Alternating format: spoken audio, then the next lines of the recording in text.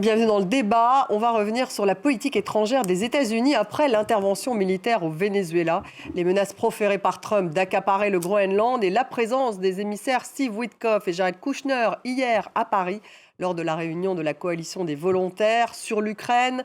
Les États-Unis ont annoncé cet après-midi avoir saisi un pétrolier russe dans l'Atlantique Nord, pétrolier qui était poursuivi depuis plusieurs jours par les gardes-côtes américains dans le cadre du blocus imposé par Washington au Venezuela. Un second pétrolier a aussi été saisi dans la mer des Caraïbes cette fois. Washington a annoncé vouloir contrôler pour une durée indéfinie les ventes du pétrole vénézuélien. Comment qualifier cette politique de l'administration Trump? Quelle est sa cohérence? Quelles sont ses contradictions? On va revenir sur le Venezuela, mais aussi sur le Groenland. Jusqu'où va l'interventionnisme de Donald Trump? Miller, Rubio, Witkoff, Kushner, quelles sont leurs méthodes pour défendre l'America First? Y a-t-il une doctrine Trump? Est-ce le retour de l'impérialisme? On va poser ces questions à mes invités. J'ai le plaisir d'avoir Marc Semo ce soir. Bonsoir Marc, collaborateur à Challenge et au Monde. Votre dernier article avec l'OPA de Trump, c'est tout l'ordre international qui est menacé. Merci d'être là. En face de vous, Luis Colasanté. Bonsoir. Bonsoir. Vous êtes expert en politique énergétique. Bienvenue dans le débat.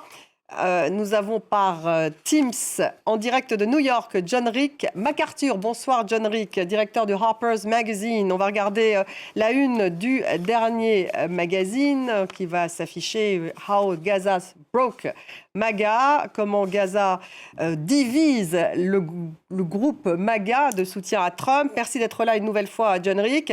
Et puis nous avons au Québec, au Canada, donc Mathieu Landriot, directeur de l'Observatoire de la politique et de la sécurité de l'Arctique à l'École nationale d'administration publique. Bienvenue à vous.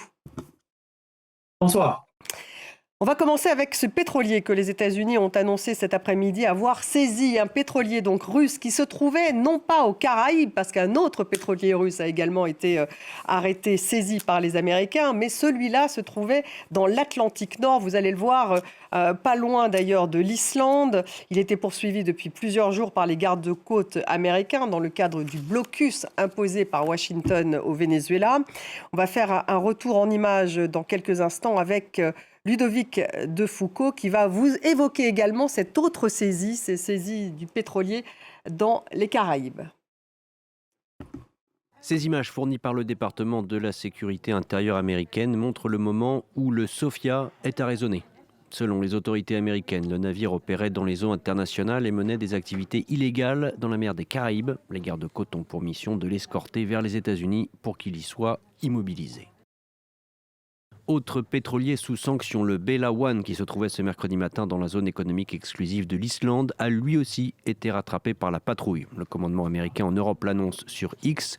Des éléments de la sécurité intérieure, avec le soutien de l'armée et en coordination avec le ministère de la Justice, ont intercepté le tanker qui avait été repéré par un bateau garde-côte. La chaîne Russia Today diffuse ces images, visiblement filmées par un membre de l'équipage du tanker, au moment où il est approché par les agents américains.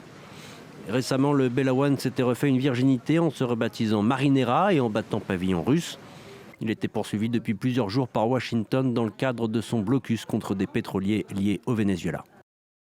Selon le Wall Street Journal, la Russie avait déployé un sous-marin et d'autres bâtiments de sa marine pour escorter le tanker. Nous constatons que le navire a été escorté par des bâtiments militaires russes. Nous savons également que les autorités américaines ont tenté de l'arraisonner au début du mois dernier, après le blocus total annoncé par le président Trump le 16 décembre.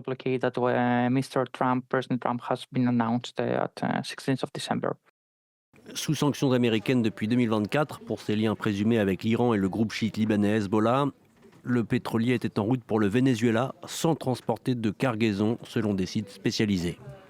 Washington affirme que le bateau fait partie d'une flotte clandestine qui a transporté du pétrole pour la Russie, l'Iran et le Venezuela, ce que nie Moscou. On va écouter tout de suite le secrétaire d'État américain Marco Rubio qui a réagi justement. Vous savez ce que demande le gouvernement de transition vénézuélien? Que le pétrole qui a été saisi fasse partie de cet accord. Ils ont bien compris que s'ils veulent vendre leur pétrole et générer des revenus sans risquer l'effondrement économique, il faut qu'ils coopèrent avec les États-Unis. Luis Colasante, puisque vous êtes spécialiste du pétrole et en plus vénézuélien, est-ce que d'abord c'est le pétrole qui est vraiment l'objectif ultime de la politique étrangère de Trump au Venezuela et peut-être ailleurs? Il y a plusieurs choses à mettre sur la table. Je pense qu'il y a une partie. Certes, le pétrole du Venezuela appartient aux Vénézuéliens constitutionnellement.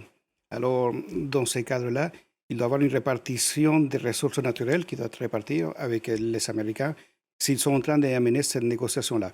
Donc il négocie en ce moment avec la nouvelle présidente par intérim. Dans mon hypothèse, et mon hypothèse à moi, c'est qu'il y a deux scénarios de narratifs. Une narrative en coulisses avec les États-Unis et une qui est répartie à la population vénézuélienne. Alors celle en coulisses, c'est quoi ce narratif? Ce narratif,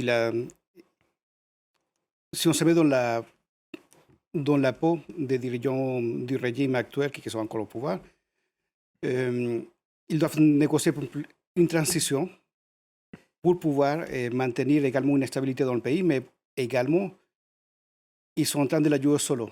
C'est-à-dire, ils doivent planifier qu'est-ce qu'ils vont faire avec leur avenir. Je ne pense pas qu'ils sont en train de jouer un double jeu avec les États-Unis. Ah, pardon.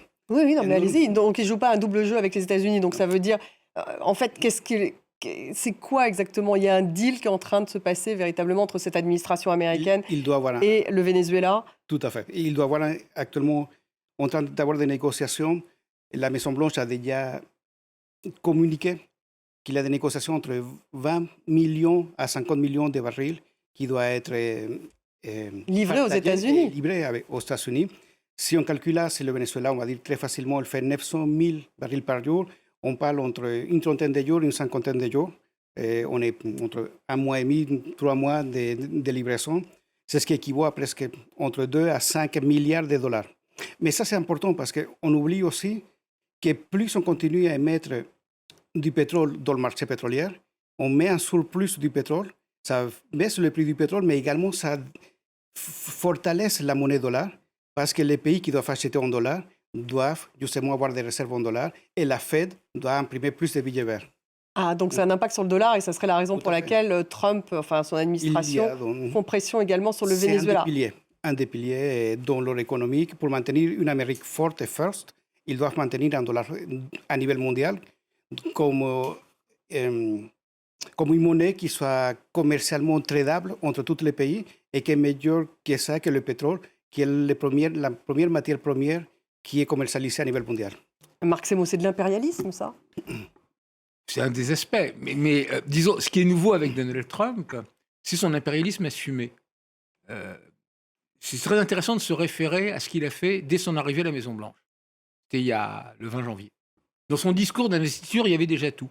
Il disait l'Amérique va être de nouveau une nation qui étend son territoire. Une de ses premières mesures, ça avait été de redonner au volcan de l'Alaska, dont le nom de McKinley, qui est une référence avec un président américain du début du XXe siècle, qui d'ailleurs avait été assassiné, qui était un mercantiliste comme lui, et qui aussi avait été avec Theodore Roosevelt, qui lui a succédé, les grands fauteurs de l'impérialisme avec lesquels ils avaient pris Cuba, les Philippines, etc. Ils n'y sont pas restés, ils ont gardé Porto Rico. Mais donc il y avait cette politique assumée. Et derrière les volte-face, les têtes à queue, les rodomondades, etc., il y a en réalité une énorme constance de Donald Trump dans ses engagements, dont Trump 2. Trump 2 n'est pas Trump 1. Trump 2 est une véritable stratégie. Il y avait derrière lui des think tanks très conservateurs comme la Fondation Héritage, et il mène cette politique avec cette idée qu'il faut élargir le territoire. C'est pas simplement prendre des richesses, c'est pas simplement faire fructifier ces richesses, mais c'est aussi élargir le territoire. Et justement, la question du Groenland, le Groenland, ils le contrôlent déjà totalement. Les Américains, ils ont des bases militaires. Avec peu de soldats. Peu de soldats, ils peuvent ouvrir des mines, enfin à peu près ce qu'ils veulent avec des mines. Mais ce qui est important pour Donald Trump, c'est l'accroissement du territoire, pour 2 raisons, et je terminerai là-dessus. La première, c'est que ça donne une façade beaucoup plus importante sur l'océan Arctique pour les États-Unis, d'où la volonté de l'annexion, ce qui n'est pas rien. Et surtout, il ne faut pas oublier qu'America First, ça veut dire l'Amérique d'abord, les intérêts des États-Unis, ok, mais ça veut dire aussi le primat de l'Amérique. L'Amérique, elle a le primat militaire au monde. Elle vient de le montrer au Venezuela. Elle a le primat économique. Mais elle voudrait aussi avoir un primat territorial. La Russie reste quand même beaucoup plus grande avec ses 11 fuseaux horaires. Et donc, il y a une volonté de la part de Trump D'où cette obsession aussi sur d'accroître le territoire, parce que rationnellement, il n'en a pas besoin. Il fait déjà ce qu'il veut au Groenland. Oui. Donc, cette dimension de Trump doit être prise en compte. Et il y a cette espèce de retour en arrière. Le mot de Theodore Roosevelt disait, qui réactualisait donc, les interventions américaines dans toute leur arrière-cour, etc., c'est parler doucement avec un gros bâton. La différence, c'est que Trump, en plus, ne parle pas doucement. Mathieu Landriot, vous qui êtes justement un spécialiste du Groenland, vous êtes d'accord avec ce que vient de dire Marc Semo? Il y a une volonté d'accroître le territoire. On voit en tout cas qu'aujourd'hui, la Maison-Blanche... Le Canada est visé aussi. Le Canada est visé aussi, 51e État, mais c'est vrai qu'ils en parlent un peu moins. Aujourd'hui, la Maison-Blanche évoque peut-être une offre d'achat du Groenland. Alors, à combien d'ailleurs? C'est quand même une question qu'on peut se poser. Enfin bon. Oui, qui n'est pas anodine.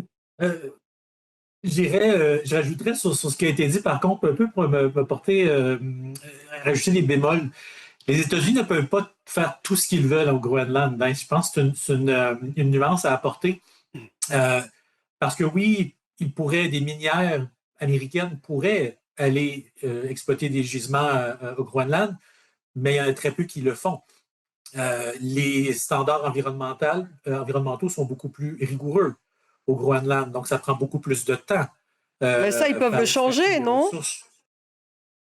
Ben, ils peuvent le changer s'il y a effectivement annexion, etc. Mais les autorités groenlandaises, depuis des années, sont très à cheval sur les principes de consulter les populations locales, de faire des études d'impact environnementaux, etc. Donc, derrière une velléité de prendre le Groenland, il y aurait aussi cette possibilité d'accélérer, côté américain, l'exploitation, par exemple, des ressources en minerais critiques, qui, à mon avis, n'est pas à négliger. D'autre part, peut-être façade sur l'océan Arctique, mais il faut regarder les projections de réchauffement climatique.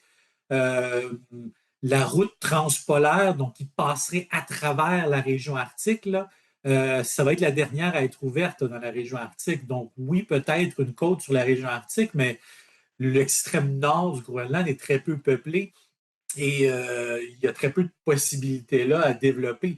C'est davantage dans les côtes dans le sud. Donc, il y aurait cette possibilité-là, à mon avis, de ressources qui priment, parce que oui, comme certains intervenants l'ont souligné, les États-Unis pourraient ouvrir des bases militaires au Groenland. Ils ne le font pas, n'en ont qu'une.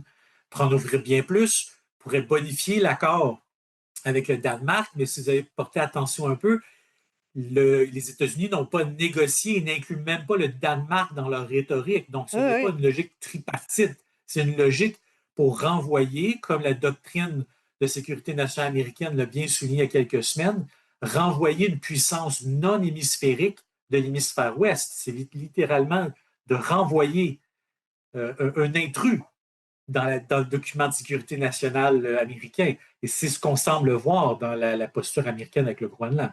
John-Rick MacArthur, de quoi parle-t-on finalement avec cette America First d'après vous? C'est d'abord donc étendre son territoire, comme a pu le dire Marc Semo, les ressources, c'est d'abord mettre la main sur les ressources pétrolières, minières, les minerais au Groenland.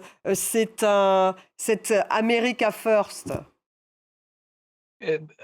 D'abord et avant tout, il essaie d'esquiver l'enquête sur Jeffrey Epstein. C'est encore autre chose. Je vous jure. Et en même temps, il y a une fissure qui va s'élargir maintenant dans le mouvement MAGA. Si vous regardez de près ce qui se passe aux États-Unis, il y a un dégoût qui traverse l'Amérique, qui va de droite extrême à gauche extrême. Il y a Marjorie Taylor Greene, l'ancienne alliée de Trump, qui a démissionné du Congrès et qui se dit complètement trahi par Trump. Mais il y a aussi un des émeuteurs du 6 janvier qui vient d'annoncer qu'il va briguer il veut se présenter pour devenir gouverneur de l'Arizona. Alors, il est en pleine chute avec sa propre base et il cherche un peu partout pour des distractions, pour éliminer l'attention sur les enquêtes et sur sa corruption profonde. Mais sa ce base qui est MAGA, sérieux, là, John Rick, sa base MAGA, elle est favorable à cet aventurisme non, elle est militaire complètement au contre. Venezuela? Non, non, elle est complètement contre. Demandez à n'importe qui dans la rue. Et on se souvient de ce qui s'est passé en Irak. C'est extraordinaire. Maduro il ressemble à Saddam. C'est extraordinaire avec sa moustache. Et il est maintenant le méchant, le mauvais, etc. Et ce qui est aussi frappant, c'est le manque d'opposition sérieuse chez les démocrates. Si vous écoutez encore les classiques du parti, Schumer, Jeffries, etc., vous entendrez la voix du Deep State. Et ce qui est encore une ironie extraordinaire, c'est que Trump s'est adhéré maintenant au Deep State, au principe du Deep State. On fait ce qu'on veut avec des outils qui n'ont rien à voir avec la démocratie, la CIA, l'armée, etc., sans consulter qui que ce soit dans le monde, les alliés, le Congrès, etc. Et on vole, parce que c'est du vol cru. Il veut voler le pétrole du Venezuela. Il essaie de le voler. Et on verra. C'est nouveau, John Rick MacArthur. Si je peux terminer avec... Allez-y. Oui. Si je peux terminer avec une idée, parce que là, on n'a pas encore entendu la vraie voix des militaires vénézuéliens. Et je vous jure, de faire combat dans le Venezuela ou dans la Colombie, dans le jungle, ça ne sera pas drôle. Il prend un risque, en fait, Luis Colasanté, finalement, tout de même, Trump, parce que là, on ne l'entend pas, on ne sait pas très bien ce qui se passe en coulisses. Vous parliez des coulisses. La présidente par intérim, son pouvoir donc semble s'être renforcé. Il y a une répression d'ailleurs plus forte. Elle est toujours avec le même clan, le clan Maduro autour d'elle, le ministère de l'Intérieur, le ministre de l'Intérieur, le ministre de la Défense. Mais comment peut-elle accepter un rapport de force comme celui-là avec Trump, avec une administration finalement qui veut la soumettre, plutôt qu'on n'est pas dans un fair deal, comme on dit en anglais?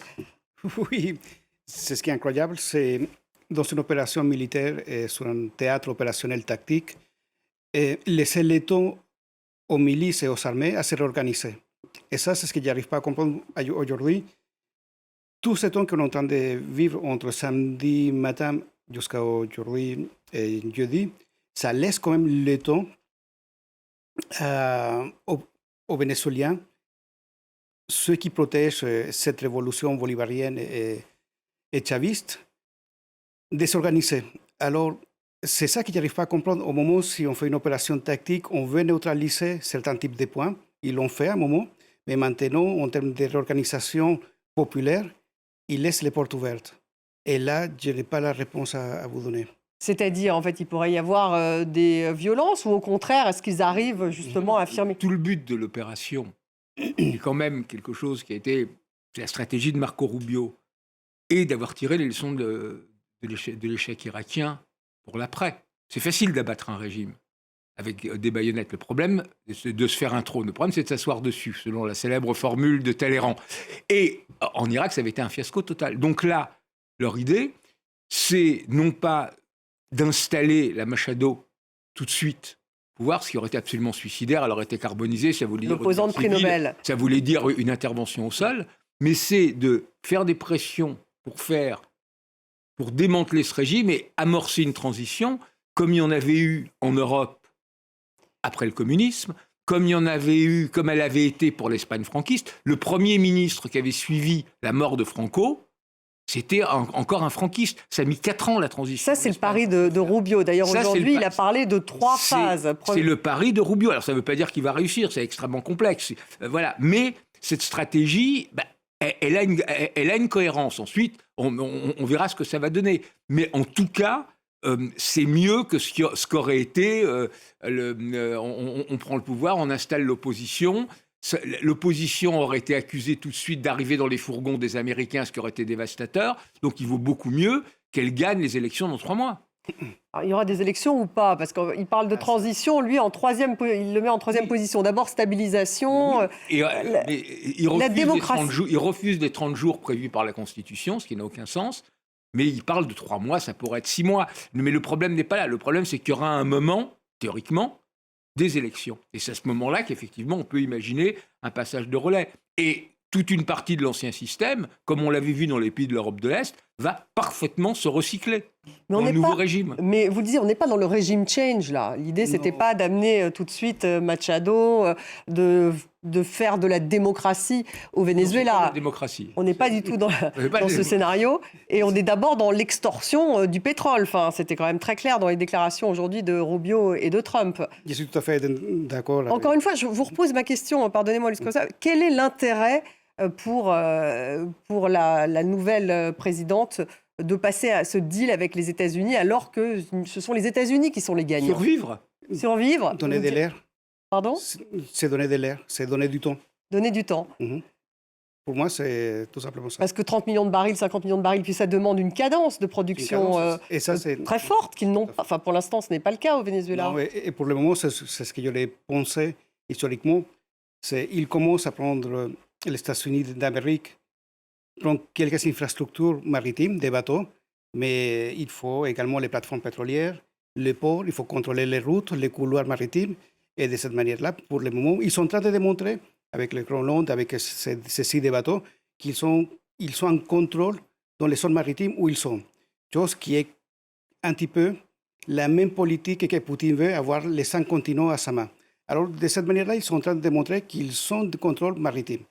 Mais en revanche, au Venezuela, ce qui va se passer, c'est qu'on peut rentrer dans une crise plus forte et il y aura sûrement des manques de nourriture, de médicaments dans les prochains jours.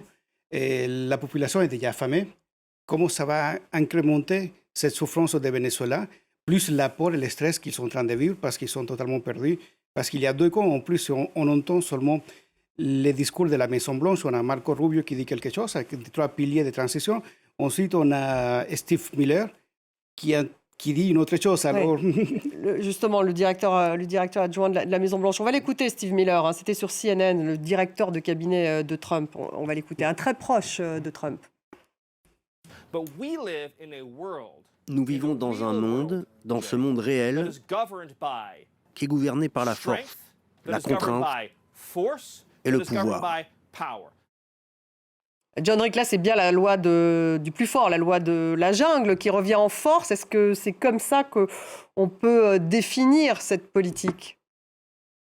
Non, parce que c'est compliqué. Et encore, il y a la rivalité entre Rubio, dont j'ai parlé il y a quelques semaines sur votre émission, entre Rubio et Vance. Vance a dit très peu suite à l'invasion et l'enlèvement de Maduro, parce que lui, il reste plus ou moins fidèle au principe, entre guillemets, du MAGA. Isolationniste, on ne va pas se mêler des histoires des autres pays, on ne va pas poursuivre des guerres interminables, etc. Alors que Rubio a vraiment joué fort là, parce que lui, il pense qu'il va succéder à Trump en renversant le régime au Cuba. La Floride, c'est un État extrêmement puissant, il est cubain, et il voudrait se montrer comme le héros, le libérateur du Cuba devant des foules dans la Floride et peut-être un peu partout aux États-Unis. Moi, j'ai réussi où JFK a échoué avec la baie des cochons. Alors, c'est ça dont j'ai très peur, parce que ça pourrait vraiment faire sauter l'équilibre tel quel entre l'Amérique et le monde entier. C'est plus ça, le renversement du Cuba, le saisie du Cuba qui me fait peur. Le Venezuela qui négocie avec les États-Unis, ça, en fait, c'est la compagnie maintenant du pétrole vénézuélien qui nous fait parvenir cette information. Oui, Marc je Semo. voulais rebondir sur ça. Ce que montre aujourd'hui Donald Trump, il est en train de réaffirmer la centralité stratégique américaine. C'est ce qui est important, c'est non seulement les capacités militaires qu'ils ont montrées dans l'opération qui a permis l'enlèvement de Nicolas Maduro, mais surtout, Trump a montré qu'il était capable de prendre des risques. Ce qui est un élément nouveau. Jusqu'ici, tuer Rassam Soleimani, le chef des gardiens de le chef de l'extérieur des gardiens de la Révolution, en janvier d'il y a 5 ans, faire des frappes sur l'Iran, sur le système nucléaire iranien, c'est relativement sans risque. Au pire, vous n'obtenez pas vos objectifs, Fordow n'est pas totalement détruit. Mais une opération comme celle qu'il a lancée était un risque énorme. Il montre qu'il peut prendre de risques. Et dans la dissuasion, c'est fondamental. C'est-à-dire, aujourd'hui, Poutine, jusqu'ici, depuis à peu près 10 ans, l'homme disruptif, celui qui créait des surprises stratégiques et qui changeait les donnes, c'était Poutine. La Syrie, etc., etc. Là, aujourd'hui, depuis même pas un an où il s'est installé à la Maison-Blanche, avec des choses qui, effectivement, sont aux antipodes des thèses MAGA, c'est Donald Trump. Il change sans arrêt, perpétuellement la donne. C'est un acte de force. En faisant ce qu'il vient de faire, par exemple, il renvoie, loin de donner un précédent utilisable par les Russes ou les Chinois, parce qu'ils avaient déjà commencé avant, il les renvoie à leur insuffisance. Pour la Russie, il renvoie Poutine au fait que lui, son truc à Kiev, il l'a raté. Alors que lui, Donald Trump, il l'a réussi. La Chine, elle a toujours peut-être des velléités sur Taïwan, mais les Américains sont quand même une force militaire beaucoup plus sérieuse. Mais est-ce qu'ils interviendraient? C'est un peu ça toute la question. Ça s'appelle l'ambiguïté stratégique. Pas dans leur sphère, mais c'est en ça que ce qu'il a fait au Venezuela, au-delà du cas précis de Maduro, c'est un game changer. Mathieu Landriot, ce game changer, justement, est-ce que dans cette loi du plus fort au Groenland, est-ce que finalement c'est la Chine et la Russie qui sont aussi visées? Possiblement, c'est ce que nous dit l'administration Trump. Par contre, il y a très peu de preuves empiriques qui nous disent que la Russie et la Chine sont présentes au Groenland. Ce sont des exagérations de la rhétorique de l'administration Trump. On nous dit que la Chine, des navires chinois et russes sont partout autour, sans nous donner de preuve aucune. Ce sont des affirmations exagérées. Il y a des navires chinois en Arctique, c'est reconnu depuis plusieurs années. Est-ce qu'il y en a une multitude? Non. Est-ce que, par ailleurs, les Américains ont les ressources pour bien patrouiller l'Arctique alors qu'ils n'ont que 2 brise-glaces lourds avec d'autres brise-glaces qui s'en viennent, mais qui vont seulement s'en venir aux horizons 2028, 2029 et bien après? Les Américains sont très loin d'avoir les ressources de puissance, par exemple des brise-glaces, pour bien se déplacer dans la région arctique.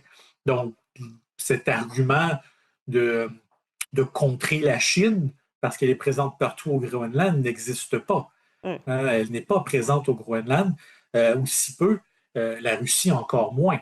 Il faut se rappeler que la Chine, ce qu'elle reçoit le plus du Groenland, ce sont des poissons. Ce n'est pas des minéraux, ce n'est pas du pétrole, c'est des poissons. Mais ça reste stratégique, ce Groenland.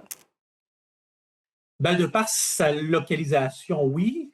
Aussi de par la Guyot Gap, qui est ces channels très étroits entre l'Islande et le Groenland, par exemple.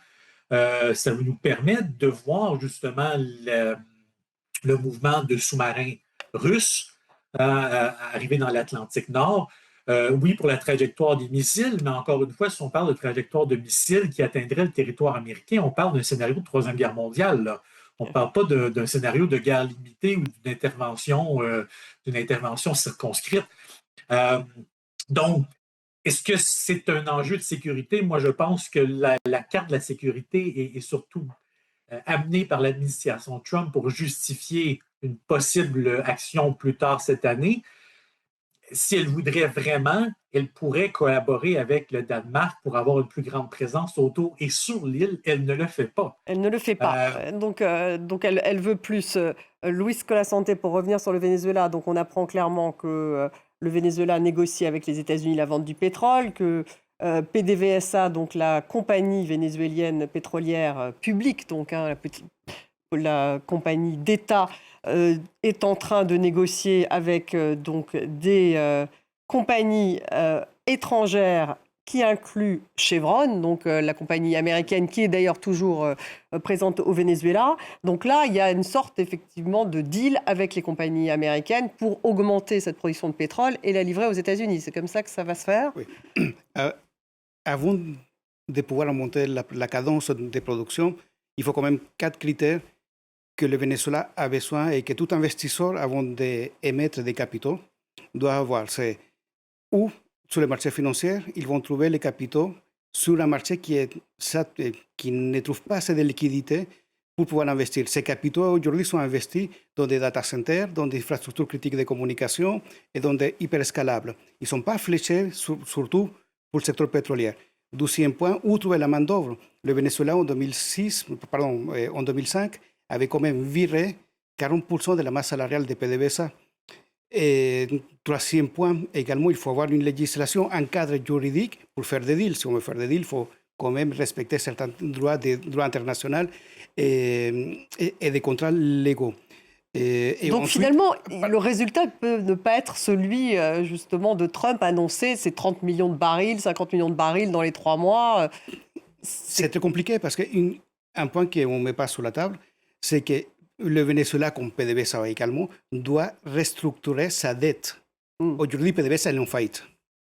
Et donc, c'est la question.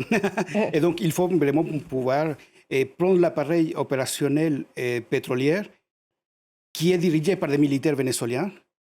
Et également, il y a des techniciens et des ingénieurs russes et chinois qui sont sur ces plateformes et sur les sites de forage qu'il faudra remplacer à un moment ou à un autre. Est-ce que finalement les Russes et les Chinois sont visés également par cette stratégie de mettre la main sur le pétrole vénézuélien par les États-Unis? Parce que c'est la Chine qui était le premier client. La Chine, c'est le premier client. Le Venezuela produit à l'entour de 900 000 barils par jour et 600 000 barils par jour, c'est-à-dire 68% par en Chine. Et le deuxième client, c'est les États-Unis. Et donc, elle va perdre ce pétrole, la Chine, ou pas? Ça, c'est compliqué à voir. Le Venezuela est attaché sur des contrats. On donne du pétrole avec des conditions préférentielles pendant 45 à 50 ans parce qu'on devait à l'entour payer la dette des crédits qu'ils nous ont donnés. Mais là, il dit qu'il va augmenter les prix, que justement, il ne veut plus qu'il soit bradé, ce pétrole vénézuélien. Donc, ça paraît, c'est compliqué, en fait. Parce qu'en même temps, il va contre l'OPEP. C'est également mettre un front contre l'OPEP. C'est les États-Unis, qui n'appartient pas à l'OPEP, a quand même un ennemi également, que c'est l'OPEP. C'est une politique de puissance? C'est une politique de puissance, mais une des raisons aussi de l'intervention américaine, c'est d'essayer de chasser de l'Amérique latine, ou du moins de limiter, parce que la chasser, ça serait totalement utopique, la Chine. La Chine, aujourd'hui, est devenue le premier partenaire commercial de l'Amérique latine, et de loin. Alors, 2 pays de gauche, type, prétendu tel, type justement le Venezuela ou le Brésil, mais aussi, par exemple, de l'Argentine, de Javier Milei, qui est un libertarien et un allié de Trump. Donc, une des opérations, une des stratégies du Trumpisme dans l'hémisphère occidental, qui est la priorité des priorités, comme il le disait dans le document sur la sécurité nationale, c'est de reprendre en main globalement, autant que faire se peut, le sous-continent, en profitant par ailleurs de changements dans ce sous-continent, un vent de droite qui est énorme, qui n'est pas dû aux ingérences trumpiennes, en partie, oui, comme quand on a... Si vous votez bien, vous aurez 20 milliards de dollars de crédit. Il y a des interférences. Mais qui est une véritable révolution interne, parce que c'est une société qui a énormément changé. Il y a le poids croissant des évangéliques, pour qui le rapport à l'argent, aux affaires n'est pas du tout le même que pour le catholicisme variante priorité pour les pauvres. Donc il y a cette mutation profonde des sociétés américaines. On l'a vu, l'Équateur a basculé à droite, la Bolivie, après 30 ans, a basculé à droite. On verra, le Chili a basculé à droite avec un fils de nazi, ancien ministre de Pinochet. Donc ça aussi, c'est quelque chose qui est en train de se passer, et c'est quelque chose de fondamental qui permettra vraiment à Trump, dans sa vision, d'avoir la haute main sur les 2 Amériques. Est-ce qu'il y a une doctrine Trump, John-Eric MacArthur? Il parle de la doctrine Monroe? Non, il n'y a pas... J'allais dire simplement, je respecte les autres intervenants et je respecte vraiment leurs efforts d'expliquer l'ambition de Trump. Mais il n'y a pas de stratégie long terme. avec Trump. Il n'y a que l'immédiat avec Trump. Il n'a pas de point de référence. Il prétend avoir compris les leçons de McKinley, etc. Mais c'est un leurre, c'est ridicule, c'est absurde. Et à l'instant, son devoir politique instinctuel, c'est de repousser l'enquête sur Jeffrey Epstein. Mais il y a bien une stratégie sur le pétrole. Et peut-être le pétrole, mais on n'a pas besoin de pétrole. Les États-Unis, on a suffisamment de pétrole. Les Russes ont suffisamment de pétrole. Ça, c'est un effort vraiment de distraire. Et que finalement, on va voir si le gouvernement Venezuela sera aussi complaisant qu'il suggère Rubio. C'est l'arrogance qui me frappe, l'arrogance de Rubio et la faiblesse de l'Europe. Est-ce qu'on va discuter la réponse européenne à cette violation grotesque de la loi internationale? Elle est insuffisante. Je viens d'entendre Macron qui disait « Ah, bien, s'il saisit le Groenland, ça fera un monde différent. » Alors, c'est quoi ça? Est-ce que c'est une réponse? Il y aura une réponse sérieuse de l'Europe, de la France? Qu'est-ce qu'ils devraient faire, John-Rick MacArthur, extraordinaire, pour protéger le Groenland, les Européens? Je ne sais pas, l'OTAN, ça sera complètement émietté par une invasion de la Groenland. C'est un territoire danois. Et une attaque contre le Danemark, c'est une attaque contre tout l'OTAN, tous les adhérents de l'OTAN. Alors, comment va répondre l'OTAN? Je n'ai pas entendu de position claire. Les Européens sont pris d'une contradiction terrible. Il faut rappeler que Steve Witkoff et Jared Kushner étaient présents à Paris. Enfin, les États-Unis s'engagent un peu plus pour l'Ukraine et surtout ils donnent ces garanties à la force de garantie et de réassurance. Ça, c'était hier, donc voilà. Avec la présence en même des deux temps, émissaires on a l'impression que le prix à payer pour cet engagement un peu plus fort des États-Unis pour l'Ukraine, ça va être le Groenland. Ce qui met les Européens dans une espèce de grand écart, d'où Macron qui essaye de ménager, Trump qui est assez irascible, en évitant de le braquer, mais c'est très très compliqué. Une des choses que pourrait faire l'Europe, elle ne le fera pas parce qu'elle manque à la fois de moyens, parce que depuis des années, elle est dépendante des États-Unis et surtout de volonté commune, c'est de déployer, par exemple, des soldats européens, pas très nombreux, mais symboliquement au Groenland. C'est-à-dire que si on veut prendre par la force le Groenland, il faudra tirer sur des soldats européens. Est-ce que quelqu'un comme Trump, aussi fou soit-il, prendra-t-il cette responsabilité qui signifie la mort du lien transatlantique, la mort de l'OTAN et la mort de tout ce qu'on a fait depuis 1940. Mais pour l'instant, ça ne fait pas partie des scénarios envisageables. Pour le moment, personne n'en parle. On parle de réassurance en Ukraine qui n'arrivera probablement que dans très longtemps, puisqu'il faut d'abord un cessez-le-feu et que Poutine le refuse. En revanche, envoyer 300 hommes, symboliquement français, anglais, allemands, quelques Italiens et des Danois, évidemment, juste en cantonnement au Groenland, personne n'en parle. Mathieu Landriot, que pourrait faire l'Europe? Il faudra envoyer des soldats au Groenland pour empêcher une annexion éventuelle. Ils ne peuvent pas se battre, ils ne peuvent pas résister à l'armée américaine. Mais est-ce que ça serait dissuasif, un tel symbole? Est-ce que les Européens devraient le faire? Peut-être. J'ajouterais peut-être quelques Italiens, mais peut-être aussi quelques Canadiens aussi, par la distance. Je dirais que ça peut être une mesure, mais je pense qu'il faut aussi regarder que la campagne Trump au Groenland ne fait que commencer. Si on parle d'une invasion militaire, on parle probablement de la fin de la campagne. Une des premières étapes, à mon avis, qui va arriver dans les prochaines semaines, va être davantage clivante, c'est-à-dire de proposer une offre au Groenland en outrepassant le Danemark, qui a compétence sur la politique étrangère au Groenland, mais en outrepassant le Danemark, et en faisant une offre au Groenland, peut-être du style de territoire d'États libres, par exemple, comme les États du Pacifique, comme Palau, comme les îles Marshall ou comme Porto Rico, donc de garder une grande autonomie locale, mais que les États-Unis assurent des responsabilités en défense pour défendre l'île. Et là, ce serait vraiment imposer les États-Unis au détriment du Danemark. Et ce type d'offre-là, je suis très intéressé de voir quelle va être la réaction de l'Europe face à une telle offre, parce que ce n'est pas dans le registre un peu très, très antagoniste d'invasion militaire, etc. Bon, la réaction du Groenland va être probablement de refuser, mais alors là, quelles vont être les suites à apporter à une telle offre? On sait très bien que Trump a souvent dit à propos de l'Ukraine qu'ils auraient dû accepter un deal, en les présentant presque comme responsables de leur malheur, de victimiser l'Ukraine. Donc, ça pourrait être sous ce registre-là. Je ne sais pas si l'Europe, quelle va être la réaction de l'Europe face à une telle initiative américaine.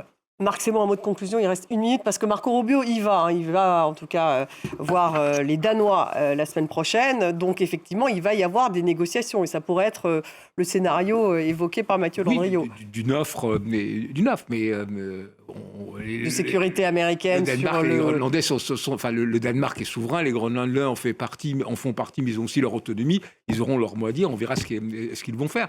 C'est une vieille idée, hein. À l'époque de Truman, il y avait déjà eu, d'Harry Truman, après la Seconde Guerre mondiale, il y avait déjà eu une offre pour le Danemark. À l'époque, c'était, dans mon souvenir, $100 millions. Ouais. Et donc aujourd'hui, ça ferait... Je ne sais pas combien ça fait aujourd'hui. Plus de 350 millions. Ça a été refusé. Ça a été refusé.